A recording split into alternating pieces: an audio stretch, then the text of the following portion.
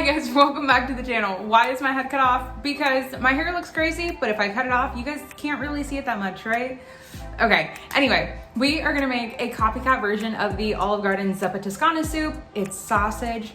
You can either do sweet or spicy, potatoes, creaminess, kale, absolutely incredibly delicious, as I always say. But this recipe, if you guys are like, I've seen that before, that means you guys watched my first ever YouTube video that I made over a year ago, and I still have that video up because I love to see how far, I love to see how far I've come from my first video to now.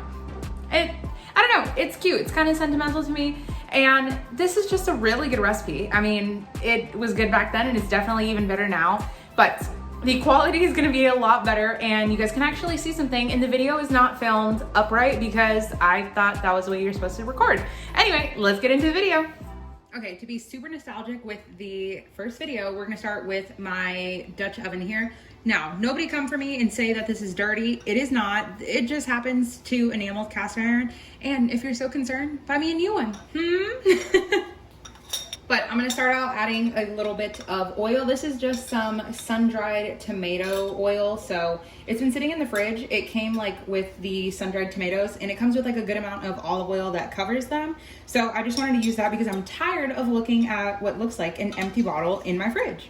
And this is gonna add one more layer of flavor. But if anything, add about a tablespoon, maybe a little bit less, of regular olive oil. Then to that oil, while it's getting nice and shimmery, we'll just give it a little mix. It's okay.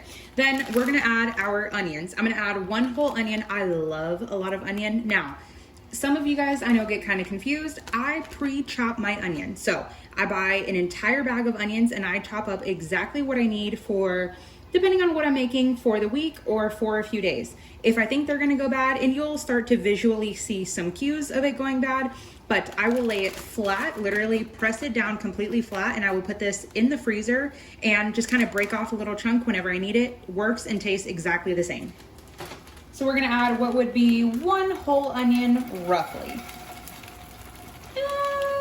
That looks pretty good. Then since I'm gonna use a soup ladle anyway, might as well just use it so I don't have to wash more dishes to mix everything around. And not really looking to develop too much color here, just want to cook out the raw onion taste, and you don't want to have a nice smooth silky soup with crunchy bits of onion in there. Okay, we weren't really looking to develop too much color, but this is perfect because this just adds to the flavor. Could you leave them just nice and soft? You absolutely could, but we're trying to get dinner done here because it is already 6:20 and just now starting dinner. Then I have, these are just Johnsonville sausages, the spicy ones. You guys could not even see that. My camera angle is way too close, but it's okay. So I buy mine in the casing. Could you make it easier on yourself and buy just the flat pack of ground? This is 16 ounces, so 1 pound. You could also do ground beef, but of course Italian sausage is very traditional in this soup. We're gonna add it all in. And of course I decased it. That's why you see a little line going down the middle. I've shown you guys before, if you guys have watched my sausage videos, I just take off the casing and throw that away because it is disgusting. Then I might have to switch to a different spoon, even though I don't want to, maybe not. So we're just gonna smash this until it resembles the ground appearance. And if you're like, oh, it's not happening, it's not going into smaller pieces, once it starts to cook, it becomes a lot easier to separate. So we're just gonna go, and the onions were cooking for like 5, 6, 7 minutes. I don't know, just until I was done with a few dishes and I looked and they were not burnt. So we're gonna do the same thing with our sausage. Remember, we are not looking for it to be fully cooked here because we have quite a few other things we have to add. Okay, as Roman is behind us, probably gonna pull up here pretty soon. Oh, here he comes, if you guys hear the kitchen chair sliding. So at this point, I turn the flame completely off because I don't want anything to burn. As you can see, I'm gonna scrape the bottom of the pan. You can see, did I just bring these other ones there? Okay, so as you can see on the bottom of the pan, there is a great amount of fond on here. Fond is just, like I said, Roman's gonna pull up. He's like, the baby, I pull up. Anyway, it's funny for those of you guys that don't know what I'm talking about. Okay, so we got a nice fond here. It's just little nice brown bits. Don't worry, all of that is gonna come off. There is nothing burnt here. So we're gonna add our garlic. Like I said, flame off because I don't want anything to burn. Can mommy have that, buddy?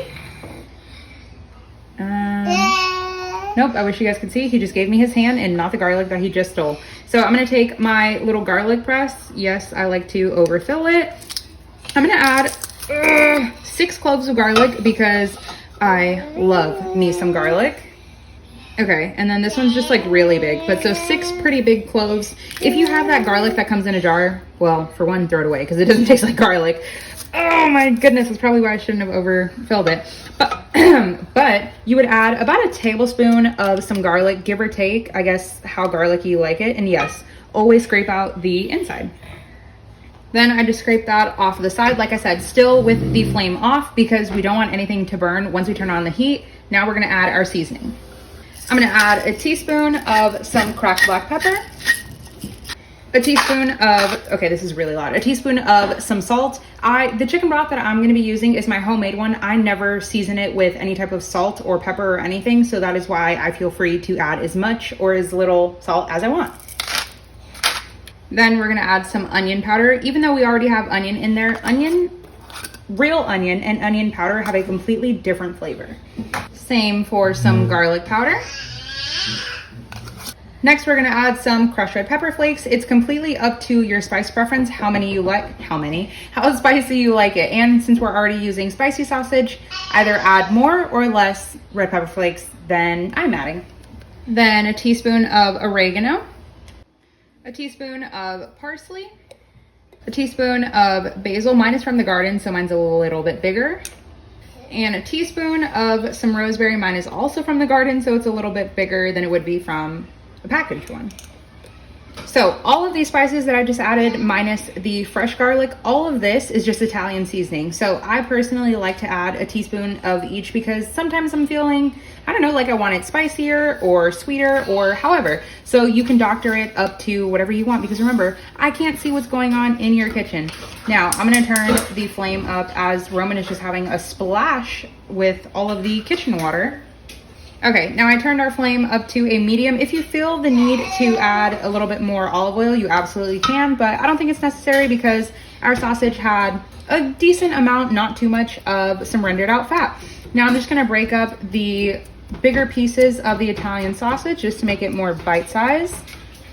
After about 30 seconds, when everything is nice and fragrant, we can go ahead and add in our potatoes. I have 4 large potatoes that I just diced up. Then we'll just work all of the seasoning in.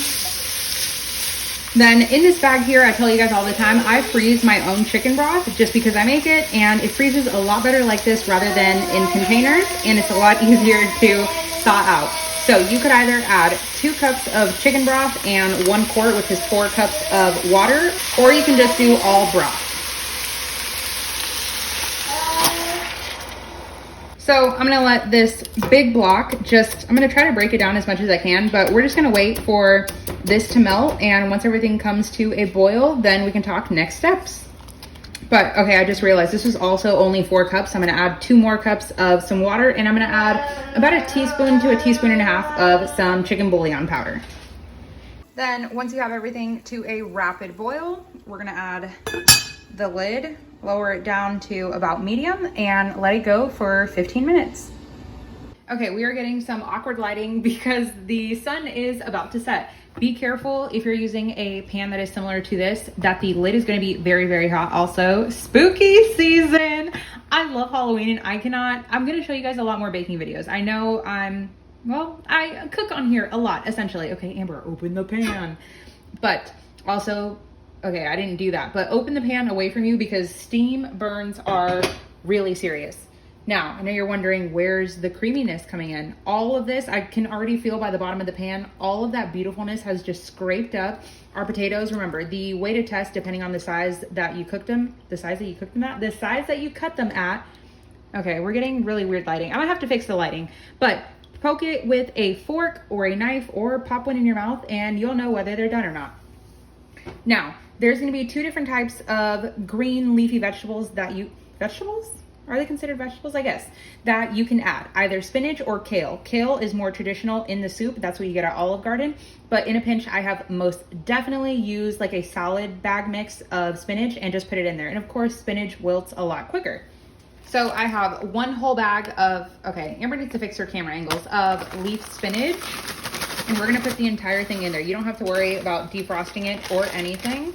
But of course, we just have to cook it for a little bit longer. So if your potatoes at this point, after the 20 minutes were hard, let's say you cut them bigger or you're making a lot more than I am. Hey, why won't this last piece come out? Then this will be the time, because I know with spinach, you could literally cut the heat and just add the spinach in and it'll wilt and it'll be done.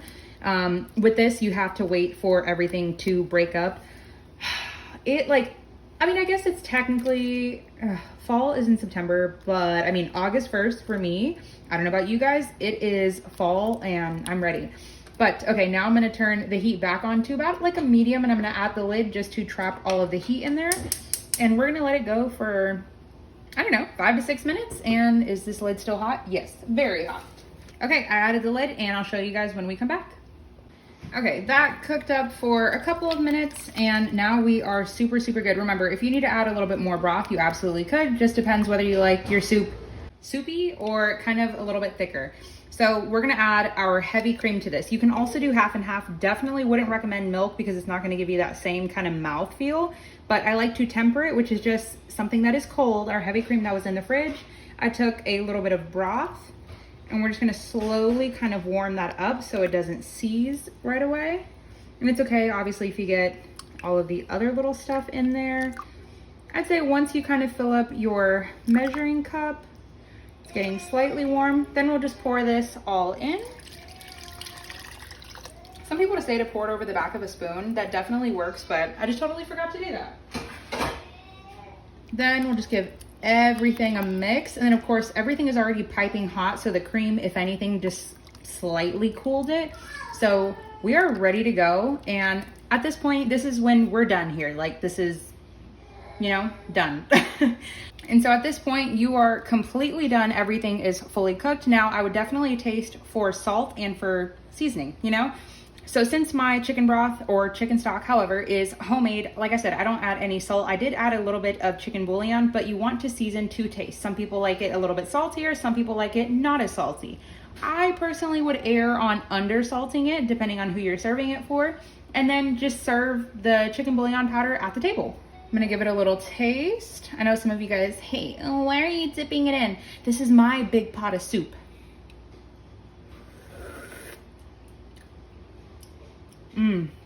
So good. I will add a little bit more bouillon powder, probably about a heaping teaspoon. And by teaspoon, I don't mean that little serving spoon. Going my grandma style, she calls this a teaspoon because I mean, I guess technically it is. I'm just gonna do a scoop, toss it, not with this spoon.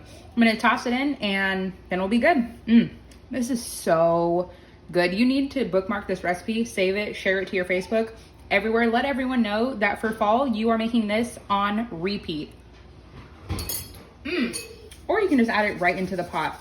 I buy like one of those bouillon thingies. I don't buy the cubes because I don't really like them. I don't feel like they work in here. My fear is that one day this lid is just gonna fall off. So I try to hold it with my finger.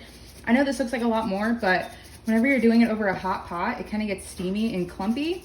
So you just have to keep going. And if I oversalt, oh well. Okay, now we can serve and I'm so ready. Do you guys see this beautiful bowl of goodness?